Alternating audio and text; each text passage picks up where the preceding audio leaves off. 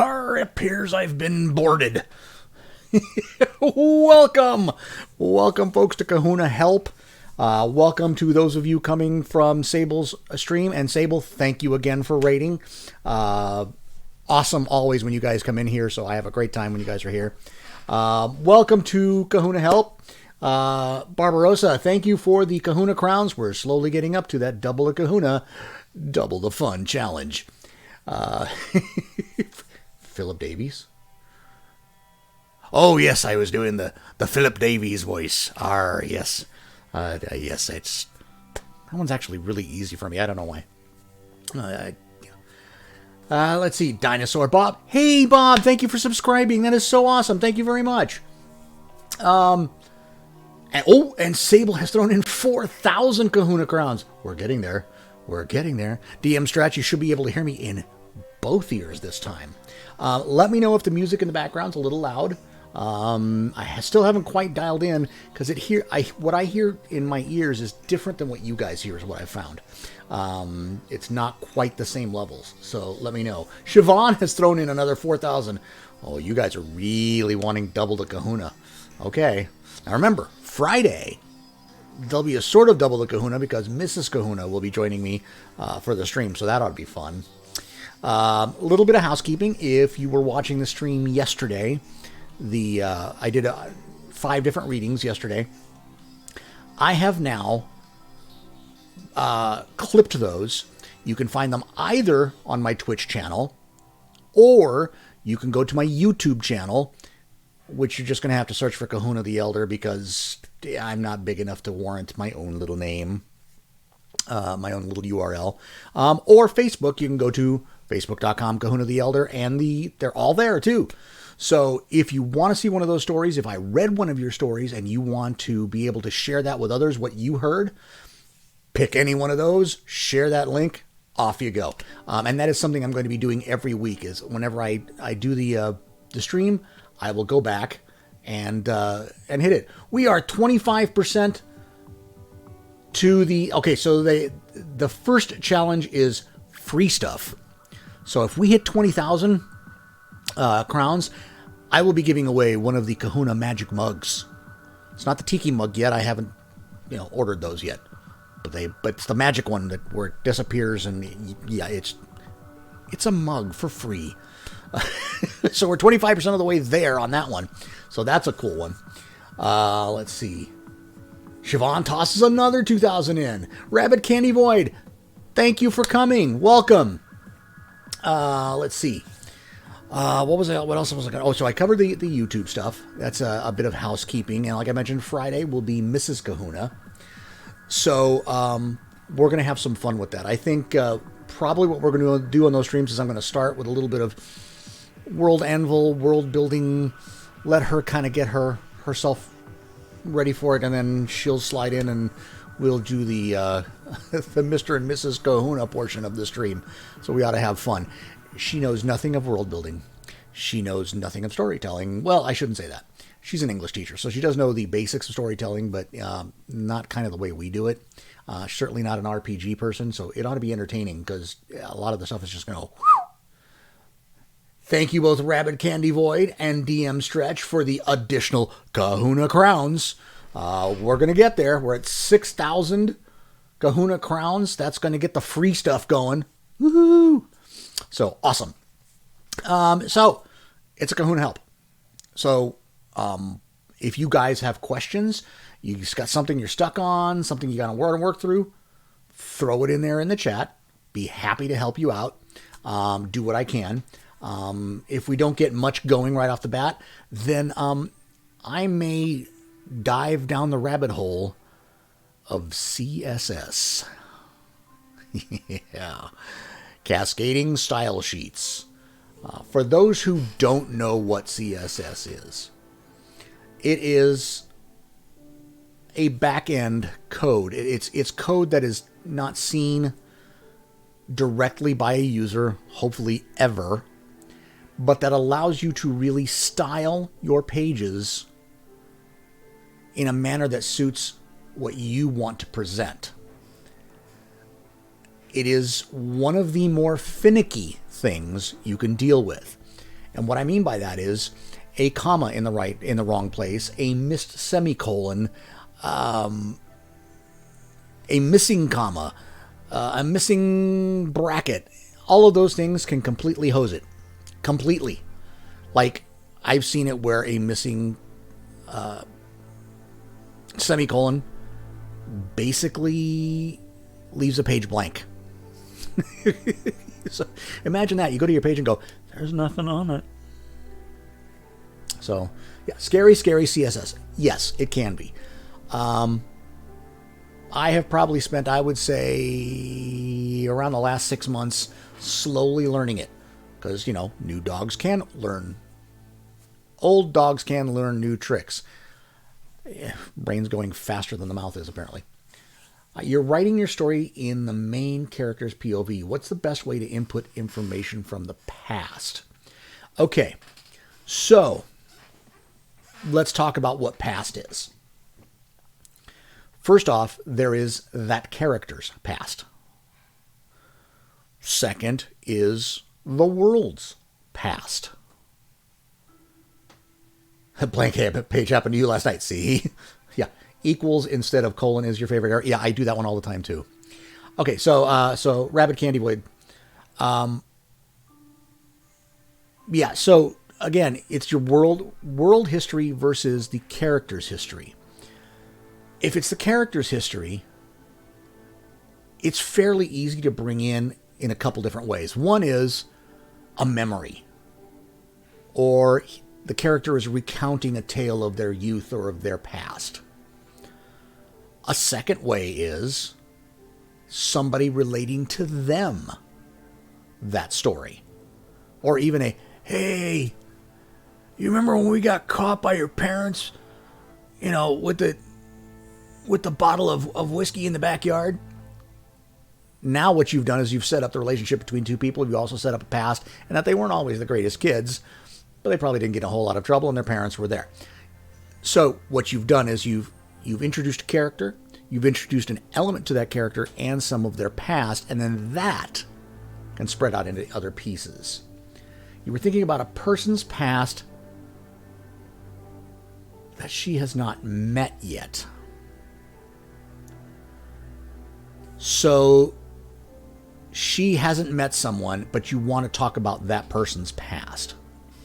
Okay, great. Here's one way I think you could do it that would work. Take it from that individual's point of view first. So you're talking about your main character, and all of a sudden, you kind of shoot off and say, hey, now you introduce this other character, and Steve was musing about that time that he crossed the river with the canoe and nearly drowned when it flipped over. That experience scared him, and he nearly died, and it has shaped his world ever since. Okay, so now you've learned a little bit about Steve. She couldn't possibly know because she hasn't met him yet, but you're starting to create the character of Steve from a third-person examination of Steve. You can always come back, but the nice thing about doing it this way is that when you've gotten your reader to understand Steve a little bit, and so when your main character has a problem with Steve or meets Steve and doesn't understand what's going on with Steve, you do. The reader does. Oh, man. And then you create a bit of a tension because it's like, no, don't say that to him. Because there it is. Let's see. DM Stretch says, I wrote a character backstory that has appeared on a YouTube video where I was asked to do the voiceover for. That is awesome. That was written from the character's point of view, as if he was at a campfire with people he just met and regaling the story. Awesome way to do that. Yeah, it's like, so, tell us about you, Steve. Well, and Steve goes off and tells the story. That's an awesome idea, DM. Awesome. I was thinking that. I was just unsure about bouncing between first and third person. It's not a problem. As the way I try to break those things up is a major break. If it's from one paragraph to the next, it doesn't look right. When it comes to styling it, I might put, a double break in there, a bigger bit of white space. So in the reading, or a horizontal line. So in the reading, there's an obvious delineation between one section and the next, which avoids that confusion. It's kind of a visual tell that, hey, we're changing gears here for a second. And you can always come back. Tell a little bit of story, a couple of paragraphs, and then come back to the first person. I was stunned when the guy asked me to do the voiceover for it. Yeah, that's awesome. That is a great, you know what? That's the kind of thing that happens when people get to know what you can do. And that is awesome. I was going to do it by chapter. If you're doing it by chapter, that works out fine because that's the automatic break, right? It's like you've got a chapter with her, then you break the chapter, and now you're talking about him, and you do a chapter about him, and then you come back to her again. You've set him up as a character in the future. Don't go too far down the line before you introduce him because people will forget the details, forget, who is this guy? Oh, yeah, he was way back there. But get him introduced so there is a backstory already there when your character, the main character, finally meets him. That is cool. I think you're thinking about the voiceover thing. Yeah, that was awesome. It really was. So hopefully, Rabbit, that helps you out with some idea there. I mean, and that's always stuff you can bat around. And don't be afraid to try it, and then come back to it and look at it and go, it didn't quite work. If you get it on the first draft, you're a better human than I. Because I tend to write. It's funny. I can write a description of a place. I can write all those details and everything. I can get the structure, the physical structure of things right. But I end up rewriting a chapter 3-4 times. I've written 3 chapters in the story that I'm working on.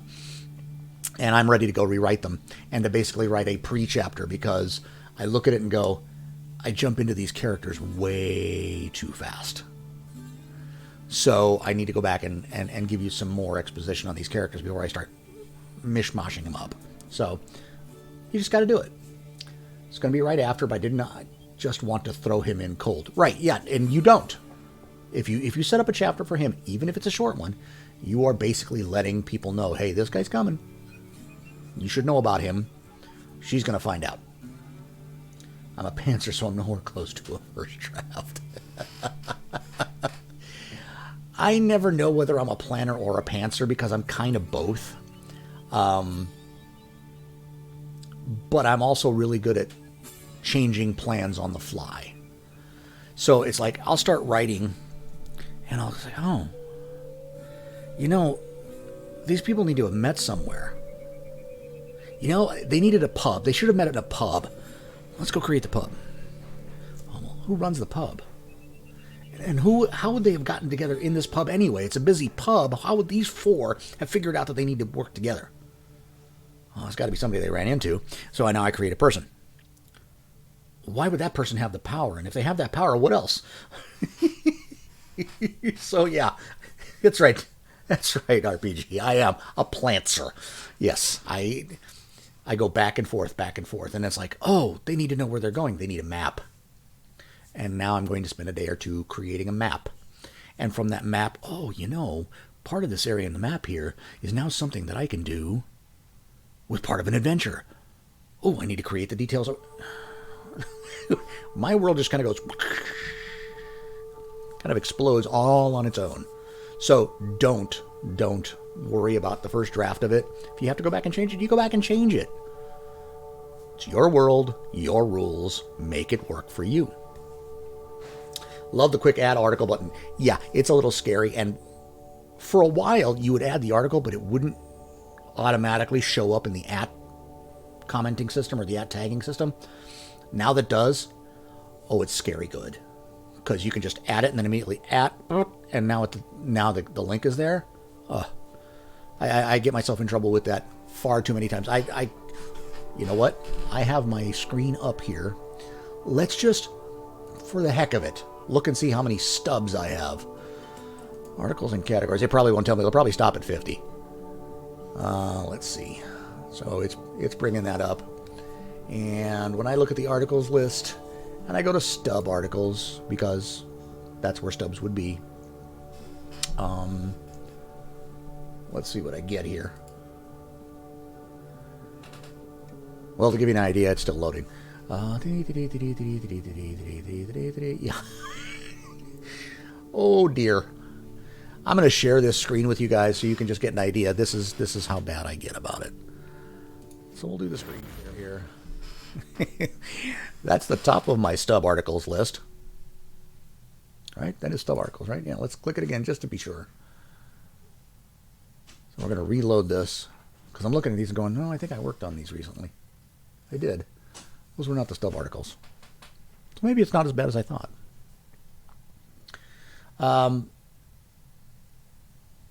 The one thing I wish we could get on here was a way to reverse the order that it's in. Wow, it's telling me I only have 3 subs? Or 3 stubs? Oh no, it did article type vehicle. What the? Well, that's a little weird. Let's try clicking stub again. That was very, very odd. I hope we haven't stumbled across a small little bug. I don't think so. It was probably me just clicking dumb clicks. Let's see. Possibly try changing POV just to introduce them. Right. Exactly. You have 37 stubs. Yeah, see? Yeah, I'm along those lines. It does kind of worry me that it's still loading the stubs. There we go. So, articles under 50 words. As you can see here, I have a few. Let's see. I'm in the E's now. And now I'm in the J's. And the K's. I have a lot of Kings because there's an entire family line. Wow. That's a lot of articles that I need to work on. I'm going to guess this is right around 100 or so. That's a lot of stubs. And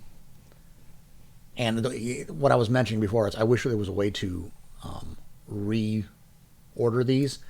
Is I'd love to be able to see the stubs in order of creation as opposed to order of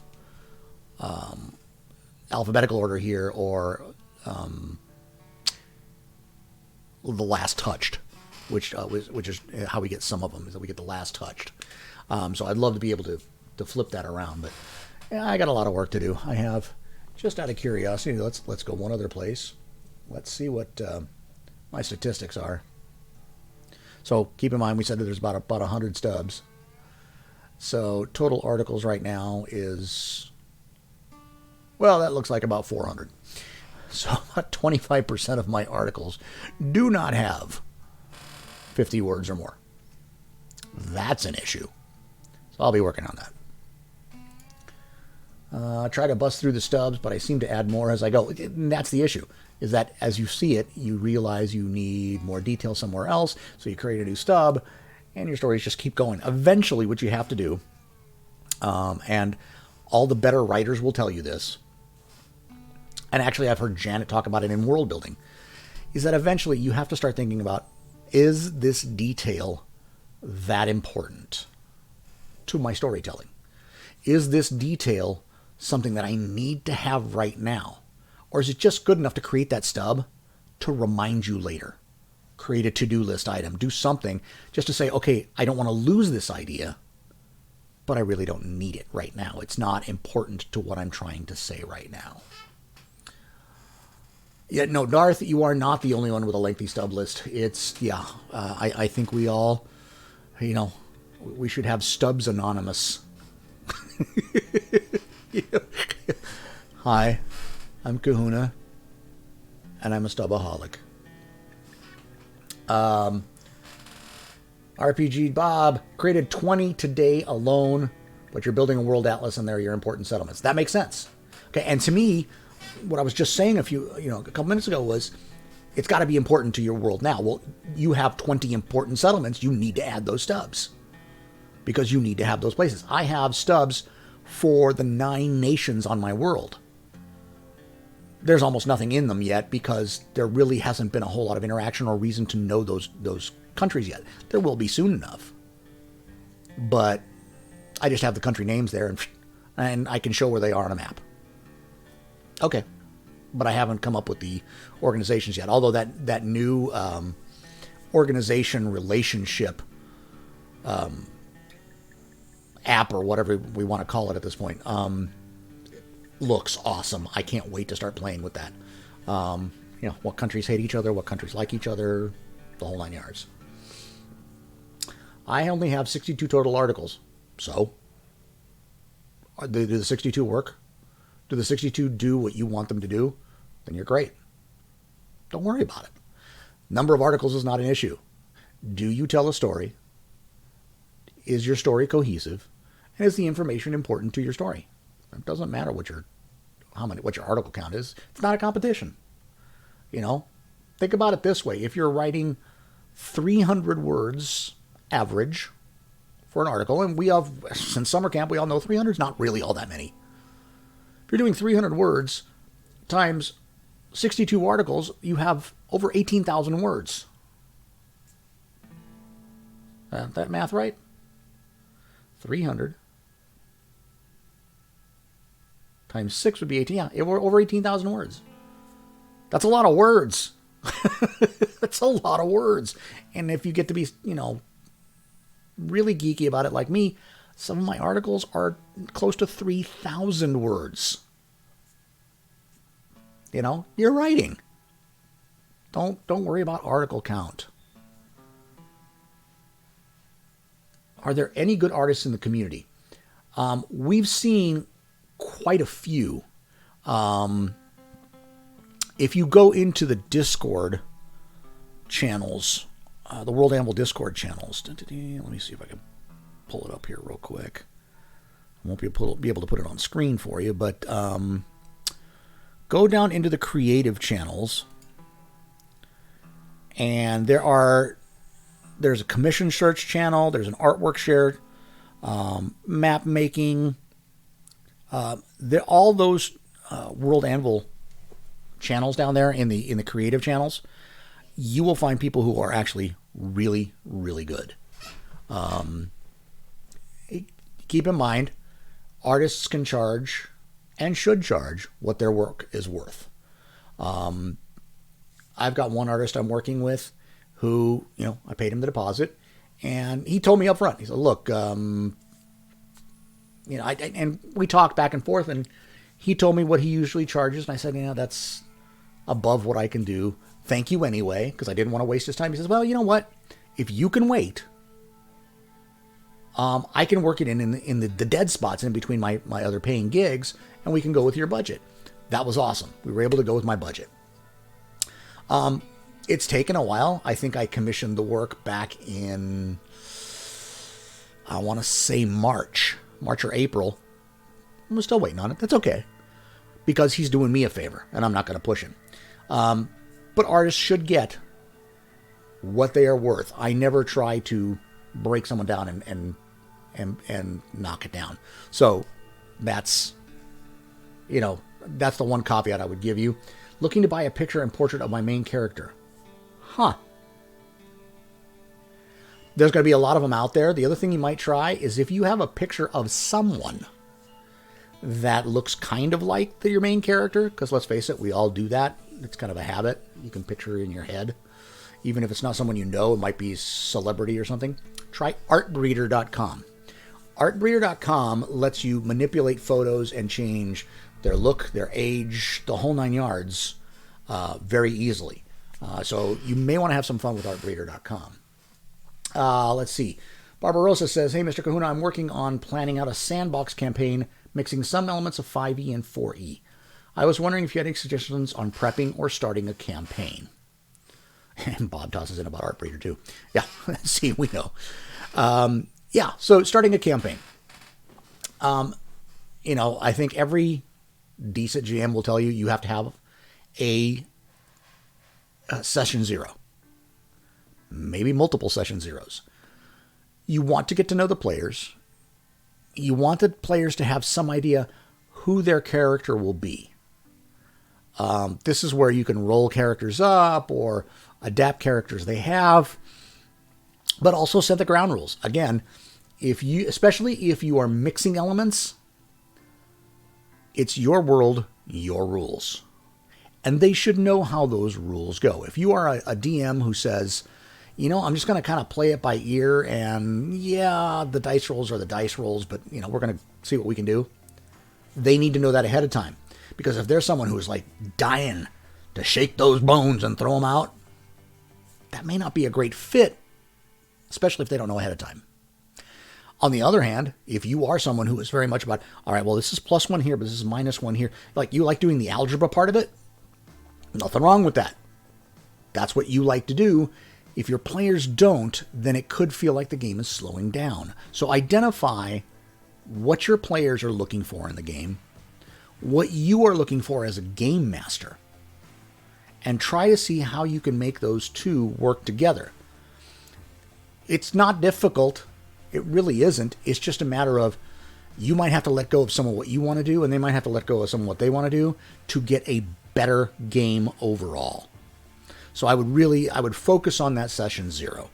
Don't get bogged down in detail, but know what the through story is for the adventure you're going to send them on, and decide, is this an exploring adventure? Is this simply an experience building adventure? Is this a knowledge adventure? Is this a task based adventure?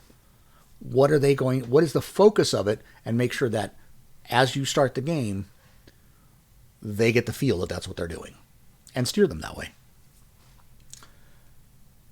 Darth, thank you for contributing. We are now up to 8,000 Kahuna crowns.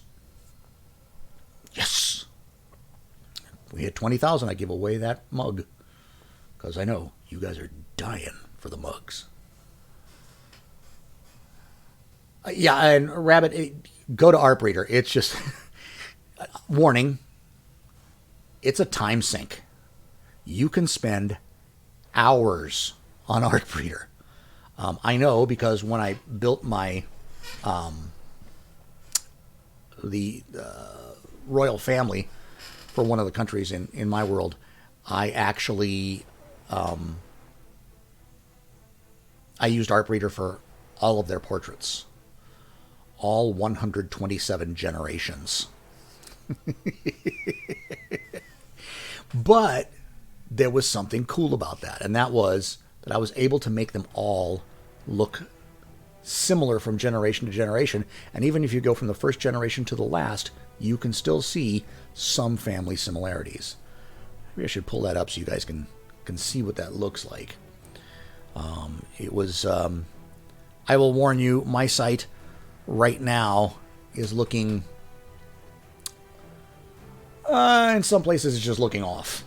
And that's because I am, as I mentioned earlier, digging into CSS. And so as I change things, the look of the site changes as well. And I have not touched timelines yet because my timelines are, well, this particular timeline is very detailed. There's a lot of stuff in here. And I actually started working on it last night, and I was like, oh, this is going to kill me. So, and it does take a minute to load because there's 127 royal family members.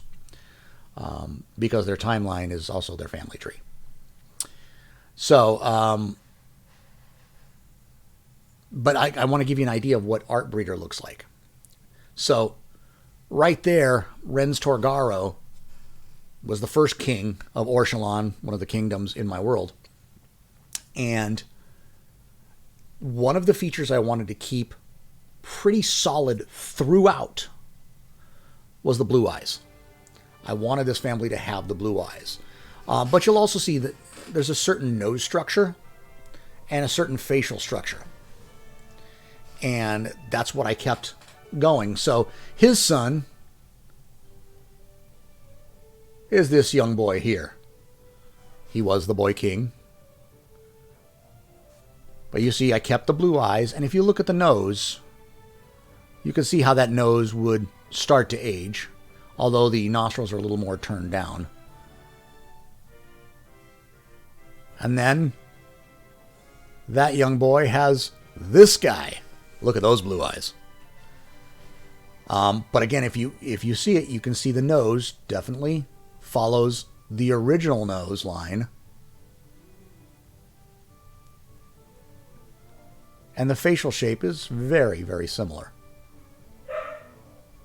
This is his son, again, the blue eyes.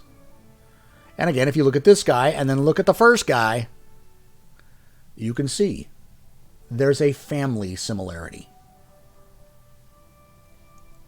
This guy here is this guy's dad. And again, you can see the family similarity. And so that's one of the things you can really do with Art Breeder is you can just go right down the line and just adjust each one. And in my case, the way I did it was I looked at, I set up an entire spreadsheet that had age at birth, age when they took over the reign of the country, and then their date of death, the age of death. And the reason I wanted to do it that way was because all these kings will reign until they die. It's kings and queens. There are queens here. I may have to scroll down and find you one. But the nice thing about that, again, was I was able to go through and just generation by generation move through. I had already figured out what age they would become king. So when you see the portrait is of them. It's their royal portrait. It's the portrait of them at the time they became the ruler.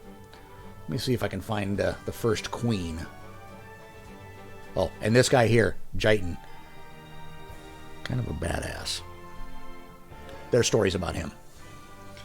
And you can, if you look, especially the last couple generations here, you can start to see a through line. You can't see that because I didn't put it on screen. But let me see if I can find the first queen. Yeah, she's way down. These guys were very male-centric it was a patriarchy for a long time. Let's see. Wow, I haven't found the queen yet. She's looking to be like 40 generations in. Maybe. Well, it's truly not that important. But you can do that with Art Breeder, you can tell it, you can change the gender. You can take it more male, more female. If you want somebody who looks kind of androgynous, you can put that slider right in the middle and make it work that way. Art Breeder. Siobhan says, I'm sitting here trying to get a good city view from my capital city, but not finding anything I like.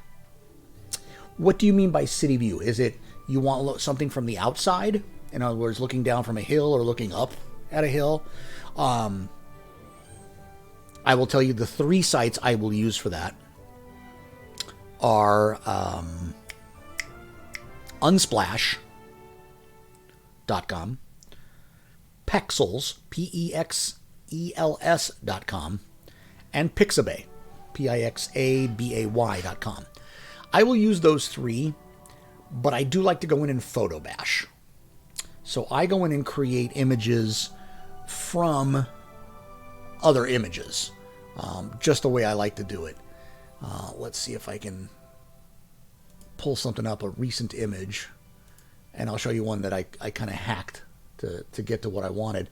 And what it is, I find images that work well, but then I go in and completely modify them so that they are more along the lines of what I need to see. You don't have to be a great artist to do this, but you do need to have a little bit of patience, especially if you're not really familiar with the tools. I use Affinity. You can use Photoshop. You can use GIMP.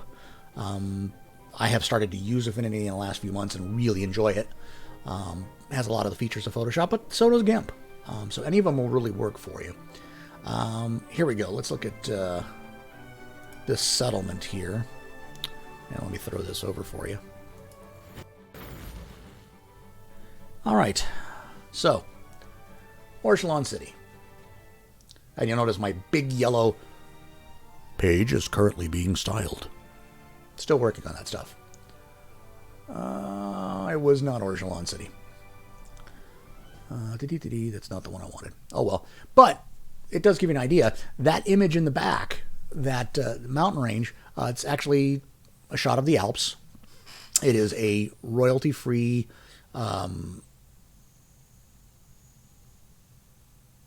what is it? Commons. It's a free-to-use piece of imagery, but what I go through is I went through and I changed the cropping and the aspect ratio of it. I went and did some color changes to it. I added fades to it. I go do a whole bunch of stuff that doesn't make it totally my image, but it's also significantly different from the original image. And I use that for this image here. There are ones you can see. Oh, I know what I can find. Another city of mine. And this actually may give you an idea of what you could work on. I don't know what this music is. Okay. Okay, so this is what I did for a village. The top is basically the same as the other page, but what I did was I dropped a background in to give the impression of a village. You can't really see it. It's actually a modern day area in Italy, a vineyard. But it looked like a village, and I was good to go there. But you might have to search a bit. It takes some patience. You may need to. It wasn't Wikimedia Commons, Creative Commons. That's what I was thinking of. But same kind of idea. But yeah, go out and find the images. But you may have to combine a couple or work at it to get what you want, or hire an artist. That's going to be your most expensive route, but it's also the way you get exactly what you want. So you've got a couple of options there. As a historian, I won't even touch a family tree unless it has over 50 members. As long as you can get the portraits, good on you. Blue Eyes reminds me of the film Dune. I can see that. Ever heard of Flowscape? You can create a full 3D landscape render on it. You know, I've never tried it. The name rings a bell. And I think I remember seeing some samples of it, but I have tried different 3D software. For some reason, I just find them very unintuitive to use. And maybe it's just my brain is not grasping the 3D space properly and how to manipulate the stuff in there. You know, I've tried to do stuff like create 3D floor plans and stuff like that, and it drives me nuts. I can't do it. I just can't do it. I have not been able to make that work for me. So, yeah, so I've been talking about, you know, this kind of stuff. I'm currently updating the styling on these pages. If you're wondering how I'm getting that big yellow thing, because it's on pretty much every page, but it's in a different spot in every page, and there's a reason for that. All right, I got to show something off. Hang on. This is one of my favorite things from when I first started on World Anvil, when we got the carousel, the image carousels. And it's something that I asked Dimmy if it could be implemented, and he was gracious enough to do so. And that was, originally the image carousels were just images. You couldn't click through. But now, the image can have a URL and you can click through. So I actually created this image carousel, and it's the job board in this town. So as you click through, you get different job posters and notifications. So this guy, if somebody's destroying his fields, 400 gold pieces to whoever brings me the greasy hedge pig who's been destroying my fields.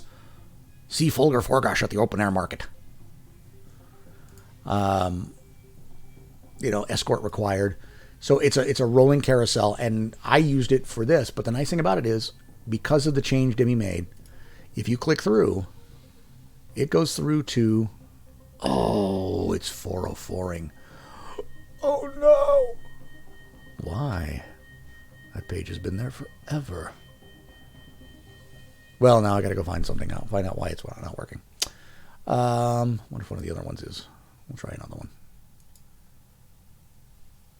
Is it going to 404 on me? Yep, it's 404ing. All right, I'm going to have to go back and fix. Oh, I know why. Because I changed the URL for my pages after this was done. So I'm going to have to go back and modify that. But that was all CSS too. So when I talk about CSS, I did this formatting with CSS. So I put the gray box behind the white text, but still transparent enough so you can pretty much read what's behind it. And when I talk about photo bashing, that's what these images are. I found, for example, on this one, I found a parchment paper background, a texture. I then modified it using a page curl technique, a page curl effect, and then laid it on top of a wood wall background and added shadows behind it so it would be very easy to see. Columbus and Tampa Bay are in the third overtime period, halfway through, tied to My wife, Mrs. Kahuna, is giving me a hockey update. Columbus and Tampa Bay are in their third overtime period. Halfway through. 2-2. 2-2. They look dead. And they look dead. That was your hockey update. She'll be joining me on Friday. This will be interesting because I have a hunch she's going to want to watch hockey at the same time. So, so basically this was just a bunch of layers where I took the wood, I layered the parchment image on it, drop text on top of the parchment, put a shadow behind it, and then using CSS was able to put the text across, which are the captions for the image, and you can see through it so you can read the actual image as well. Same thing here, just a different image for the parchment. I tried to dirty it up a little bit. Not my best stuff, but I've gotten much better since I've done these. This one, another one that I need to go back and fix because I was trying to make it look like there was sunlight coming in and hitting it at the right angle. It doesn't quite work. This one's probably one of the better ones. It looks like it's good and grungy. Besides, it's the butcher. So he wrote it on butcher paper. And of course, this one here, I actually created for the character that has written this, I created a seal. So whenever he writes something, his seal will be found. So that's the kind of touch. And this is another one.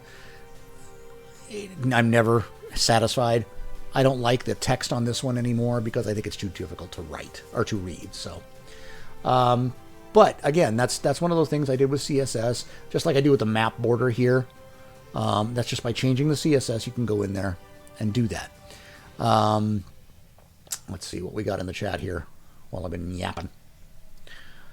Let me switch back over here. I had created a monster with you and Art Breeder. Or perhaps it should be.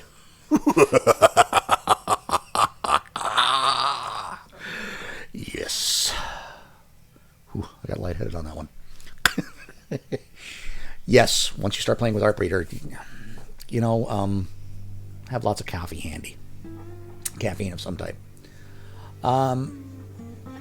Great GM uses it to get his landscape backgrounds for his videos. Okay, DM, I'm going to ask you for your opinion then on Flowscape, because we talk about all kinds of stuff here. Another victim of the rabbit hole. Yep. What is it you like about Flowscape? What does it make easier for you or quicker for you that you like it?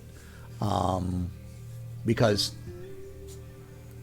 I would spend way too much time on 3D stuff, but I'll do it if it's going to improve my world. And frankly, I would love to create a 3D or a series of 3D maps for my world.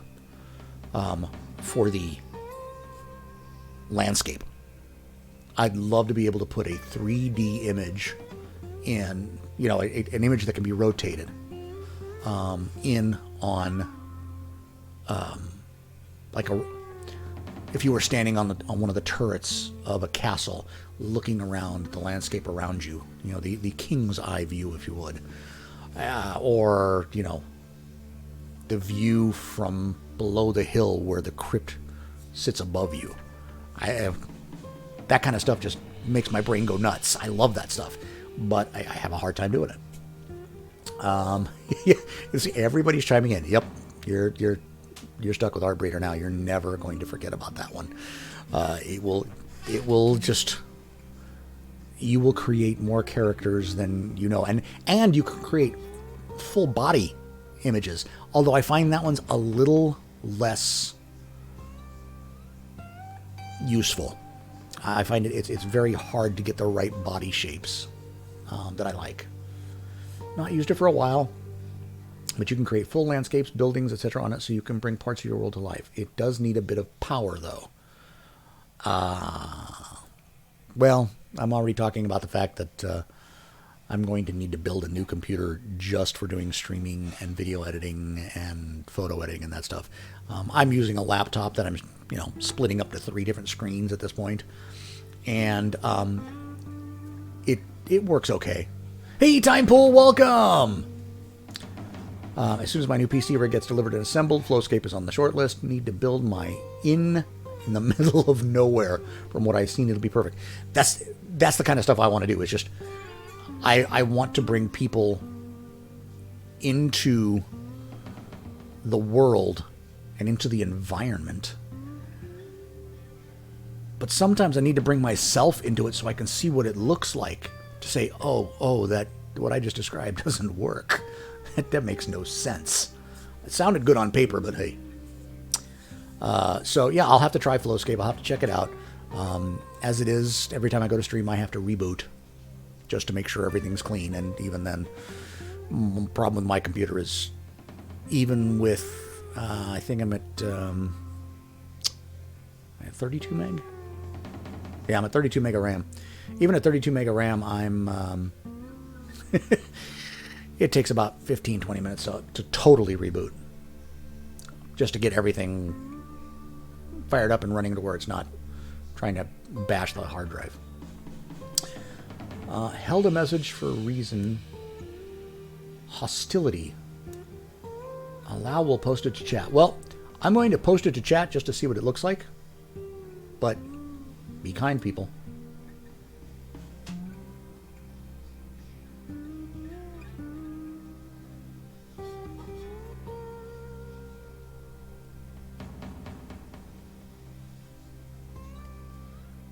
DM Stretch, I allowed it. I don't see why that was considered hostile. I'm sorry, gigabytes. I meant gigabytes. I grew up on megabytes. No, I grew up on K. So,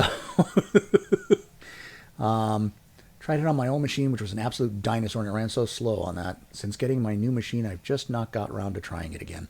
Yeah, I mean, that's kind of where I am, is if it's going to bog my machine down to dead. I created a map recently for one of the prompts in summer camp, and it was the map of a pub. And it ended up being something like 150, 200 layers. None of the layers were massive. They had like one item on them, and I hadn't collapsed them. But once I got above 50 layers, it just slowed to a crawl, and it was ridiculous. So yeah, I'm kind of along the way. Maybe the absolute dino bit? Wow. Dude, that was not hostile. I had no problem unloading that one. Funny thing is, it doesn't tell you what it said. It just says, we've stopped it for hostility. Do you want to allow it? I don't know. About to say, no wonder it's not loading. Yeah, it's just, where do I go to make one of the picture carousel? Okay, so the way carousels work, if you look on the right-hand side where all the code is, or if you look in the codex, you'll find information on how to create. It's a tag. The carousel is just a tag. What it does is it pulls it from a specific gallery. So what you have to do first is create the images you want in the carousel and put them in that gallery. Then when you go and use the carousel tag, it's going to ask the gallery, and I think it's an ID number. It's been a while. Let me take a look at it. Let us quickly look at this. There's a problem with the way my screens are set up. I have to look around my laptop. There it is. Open a new tab. Okay. Yeah, I tried redoing the layout of the desk today, and it failed quite miserably. So I haven't quite figured out. I need the microphone to go a certain way so it doesn't get in front of all the screens, but then I need the screens to not overlap so I can actually see them. And I'm working in a space that's about, well, now it's about 48 inches wide. So 2 monitors, a laptop, a microphone, camera. Yeah, it's a little bit of a tight spot. All right, so let's see. So I think it's a tag for the gallery. Let me look here. Where are you? It's actually, there's an ID. So when you create the gallery, there's an ID number for the gallery. If you go into your images, you'll find that there is a tag there. A tag number, an ID, just like there is for just a straight image. There'll be one for the carousel, or for the gallery. So you put in the carousel ID, and then, or carousel, the tag is bracket carousel colon the ID number, and then close the bracket, and that will automatically drop the carousel in. Now, it's going to do it in the way that it is, in the generic way. If you want to change the look of it, then you are going to have to go into CSS and use CSS coding to change the complete look of it, but it's quite usable the way it is. It's not. I just wanted a specific look, and that's why I went with the CSS. But you can use it right out of the gate. Don't badmouth the dinosaurs. Yeah, I'm one of them. Laptop is a dino as well, so I use it for writing only. Makes sense. Writing is not a terribly intensive, processor intensive usage. Not feeling any dinosaur love here. I'm a dinosaur. I love you, man. Can you add to the gallery down the road? Yes. Anything you add to the gallery will automatically be put into that carousel. That's why I used it for the job board idea. Was because if I drop it in there, I can take something out of the gallery when it's no longer on the job board. I can drop a new one in, and the carousel just simply rotates through those images. So it's a great way if you want to have something that's kind of has a little life to it and you want to be able to change things up quickly. Drop the images into the gallery, and the carousel will simply use the images that are there. Sorry, Bob. Time Pool, did you follow? I didn't see it. Wait a minute. I don't want to be rude. Time Pool has followed. Thank you, Time Pool. Woohoo! And Rabbit Candy Void, thank you for the cheer. That is also awesome. You notice I have to turn all the way over here because it's all on the second screen. I haven't quite got this thing figured out yet. Let's see. We're a dying breed, literally. But then we become petroleum and valuable once again. My son calls me a dinosaur. Yeah, well, I have a 17-year-old. I'm just an old fart. It's a mystery. I should have done so early. Well, thank you, Pool. I appreciate it. All are welcome. There is no time limit. Please be part of the Kahuna crew. Enjoy. That's right. All of you who followed are part of the Kahuna crew. And those of you who are subscribed are the Kahuna Core. Kahuna Core. It's gimmicky. I know. That's what it is. Let's see. Where are we at? Got about 6 minutes left. Okay.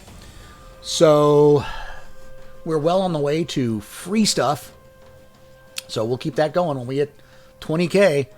Mugs are coming. And I'll do that every 20K. I'll give away free stuff, but I'm hoping alliteration is powerful, though. Yes. Because those crazy cats in the Kahuna core can really cut a mean cup of coffee. That took some work.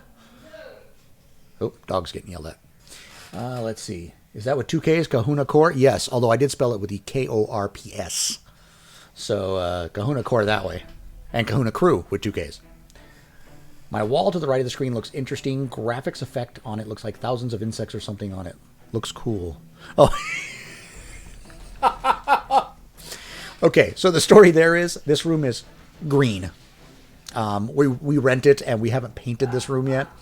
It is just slightly darker than green screen green. So it's trying to green screen out the wall, but it can't quite get there.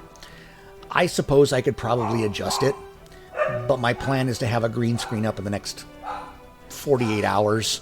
It'll help my wife and it'll help me because that's her desk back there. And while she's teaching, she can use the green screen too.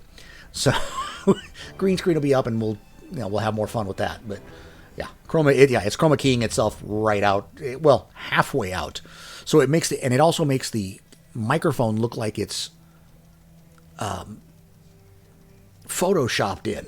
It doesn't look like a real microphone. I assure you, the microphone is real. There are no camera tricks with the microphone.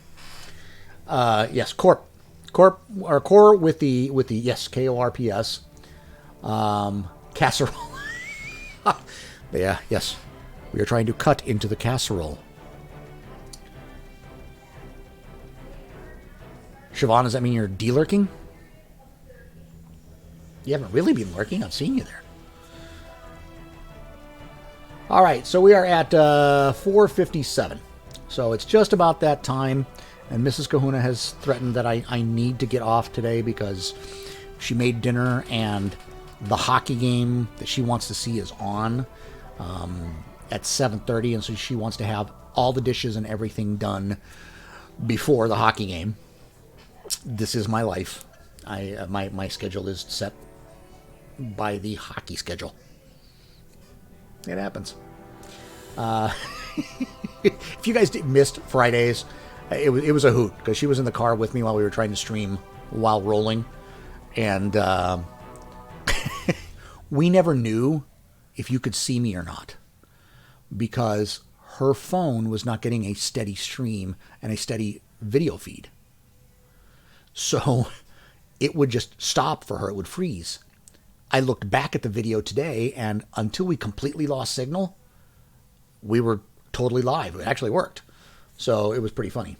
Hockey game. Her game is, her team is the Chicago Blackhawks. So it's, the Hawks are playing the Las Vegas Golden Knights. So it's going to be a tough series for them. The Golden Knights have been playing really well. My team has been out since February. They were so far back that they didn't stand a chance, even with the whole reset that the NHL has done. But the funny thing is, if you're watching the games on TV, the NHL has done such a good job of presenting the games that you lose track of the fact that there is no crowd. There's crowd sounds. They play the right music in between plays. They play the right music when the home team scores. If they use the right sound for the home team goals, they've done just a phenomenal job. They even have people ready in case there's a hat trick to throw hats onto the ice so it looks and feels like a real game. A game with a crowd. It's awesome. Canuck fan. Canucks make it through? Oh, no, wait. Canucks were in a round robin, I think. So, yeah. So, you guys are through already. So, you guys should be playing either Probably tomorrow night, I'm thinking. All right, folks. It's about that time. I want to thank you all for coming. I want to thank Time Pool for the follow. Rabid, thank you for the cheer. Bob, thank you for subscribing. That is so awesome. Totally appreciate all of you guys coming. The next stream will be on Friday, same time. And again, I'll be screaming a little world building, a little fun. Bob says go Rangers. Oh, they were wild card. Yeah, okay. I hope you guys come on Friday. Mrs. Kahuna is actually going to be on camera this time. We're going to have some fun. And, it's going to be a good stream. So I hope you guys have a great week. I will see you on Friday. And thank you so much for coming by. I will talk to you later. Of course, I have to figure out how to